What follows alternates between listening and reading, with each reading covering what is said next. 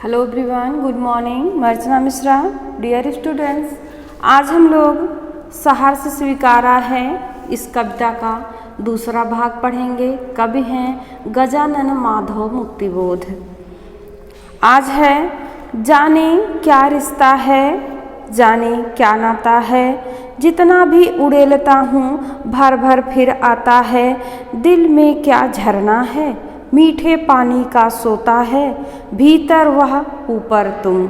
मुस्काता चाँद ज्यों धरती पर रात भर, मुझ पर त्यों तुम्हारा ही खिलता वह चेहरा है। अब इसमें कवि कह रहे हैं ना जाने क्या रिश्ता है, जाने क्या नाता है। कवि अपनी जो प्रेयसी है उसको संबोधित करते हुए कह रहे हैं ना जाने तुम्हारे साथ कौन सा रिश्ता नाता है कि मैं स्नेह के जो जल हैं, पानी हैं, उनको जितना निकालता हूँ, जितना निचोड़ता हूँ, फिर वो निचोड़कर मेरे हृदय में भर आते हैं। ऐसा लगता है कि मानो हृदय में स्नेह के पानी का झरना हो, तुम्हारे प्रेम का झरना हो, और वह झरना मीठे पानी वाला हो, जिससे कि अंतर आत्मा तृप्त होती है। आगे कह रहे हैं भीतर वह ऊपर तुम। भीतर वह तुम्हारे स्नेह का जल तृप्त करता है और ऊपर तुम मुस्काता चाँद ज्यों धरती पर रात भर, मुझ पर त्यों तुम्हारा ही खिलता वह चेहरा है।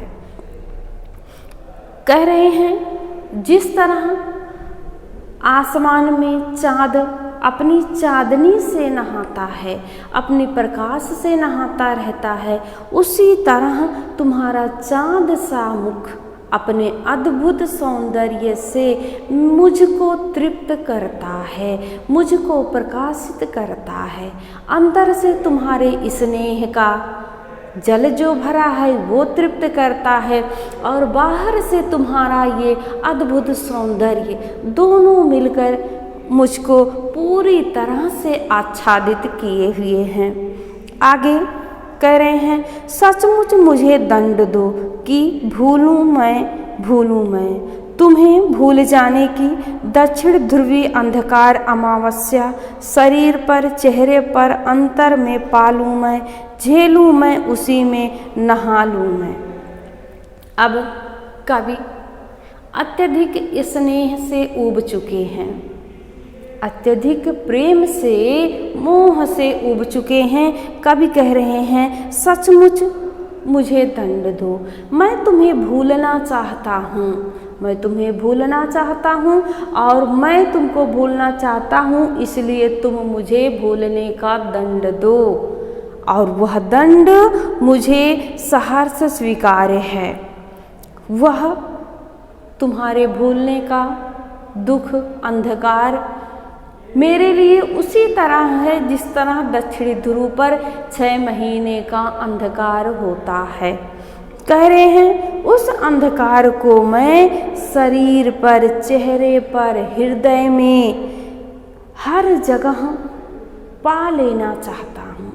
हर जगह उस अंधकार को मैं पा लेना चाहता हूँ और उसी अंधकार में पूरी तरह से नहा लेना चाहता हूँ। उस दुख को मैं तुमको भूलने की पीड़ा को मैं झेलना चाहता हूँ, क्योंकि इसलिए कि तुमसे ही परिवेष्टित, आच्छादित रहने का रमणीय यह उजेला अब सहा नहीं जाता, क्योंकि तुम्हारे प्रेम का, तुम्हारे मोह का ये जो उजाला है, रोशनी है, प्रकाश है, मुझको पूरी तरह से आच्छादित कर लिया है, पूरी तरह से घेर लिया है, और इस उजाले को अब मैं सहन नहीं कर सकता, अब और बर्दाश्त नहीं कर सकता।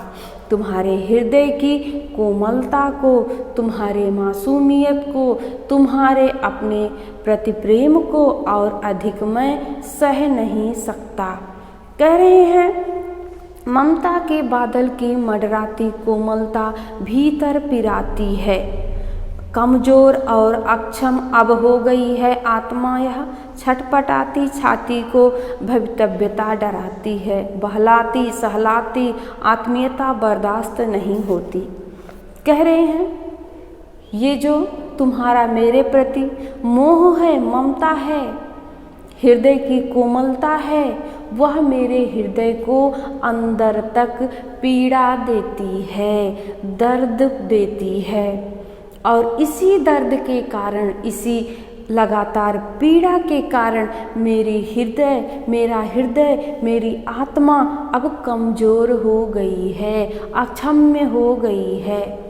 कभी भविष्य के बारे में सोचते हैं और डर जाते हैं। कहते हैं अब मेरी आत्मा भविष्य को देखती है, सोचती है कि यदि किसी दिन उससे माँ या जो भी उनकी प्रियतमा है, उससे किसी दिन अलग होना पड़ेगा तो कैसे वह अपने अस्तित्व को बचा पाएंगे। इसी कारण बहलाती सहलाती आत्मीयता बर्दाश्त नहीं होती। अब तुम्हारे द्वारा और बहलाना सहलाना, अत्यधिक आत्मीयता दिखाना, यह सहन नहीं होता। इनमें कवि के कहने का यह भाव है कि मैं तुम्हारे अत्यधिक स्नेह से, प्रेम से, मोह माया से, ममता से पूरी तरह से ऊब चुका हूँ और अधिक यह कोमलता, आत्मीयता बर्दाश्त नहीं होती।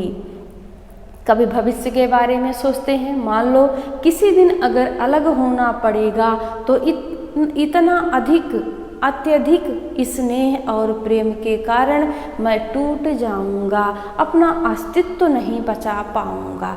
इस कारण वो अत्यधिक स्नेह से ऊब चुके हैं। अब इसमें विशेष क्या है जानते हैं?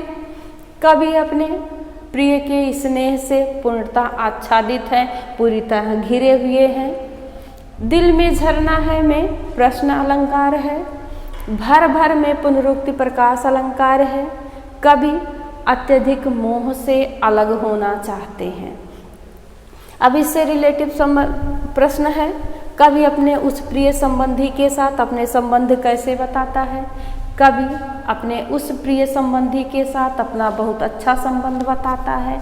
कवि कहता है कि उसके प्रिय का उसके जीवन में अमिट छाप है। अगला प्रश्न है, कवि अपने दिल की तुलना किससे करता है तथा क्यों? कवि अपने दिल की तुलना मीठे पानी के झरने से करता है, जिससे अंतर आत्मा की प्यास बुझती है।